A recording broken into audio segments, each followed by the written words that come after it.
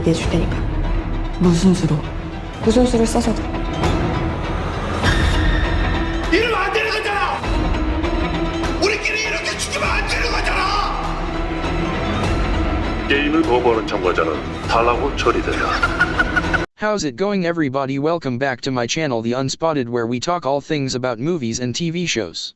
So the Netflix's Squid Game show provides good evidence that the games rotate out each year, and the Squid Game itself is probably not the final event every year. Here's why.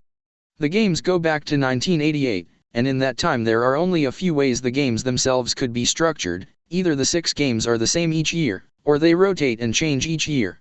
There are several hints throughout Squid Game that provide clues, and ultimately a reasonably firm answer. Squid Game is a show centered around deadly games played by desperate contestants for a huge cash prize. The selection of games in Squid Game is a surprise to its players. Much of the tension of the show comes from players attempting to guess or getting an advantage from finding out what the next game is, even though a hint in the sleeping room wall reveals all the games from the very beginning. Some of the games are more physical, and others emphasize fine dexterity or cleverness, suggesting the games were selected to test a variety of skills from childhood games fairly evenly. At first glance, it appears that the games are the same year to year. When Detective Wang Junho breaks into the front man's archives, the spines of the books are labeled Squid Archives, meaning Squid Game or Squid Games or some variation thereof is the internal name for the games, not just the name of the show. If that is the name for the games, it suggests that the Squid Game itself may end every series. When Wang Junho looks up his brother's file under past winners, the folder includes many pages. Since each page appears to be a player profile, this shows that at least some years multiple players may have been able to win the prize. The Squid Game is a team sport and would allow multiple winners if a whole team survived to the final round. The deadly dinner and manipulated circumstance of death for pickpocket Kong Sae by Eok may simply have been to ensure there was an even number of players going into the Squid Game. This all suggests that the games are set, or at least that each year's games end with the Squid Game. However, what overturns this idea are the VIPs.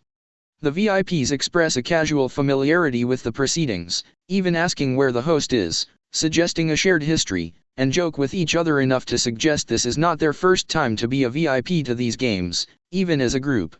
Yet, they don't know the game's rules. The front man has to explain to the VIPs the rules of the glass beads bridge game, and, more damning to the set game theory, the Squid Game itself.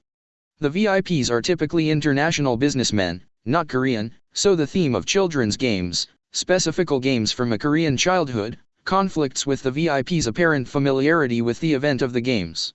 The theme of children's games may simply have been Il Nam's desire to relive his childhood, now that he is participating in the games instead of directing them.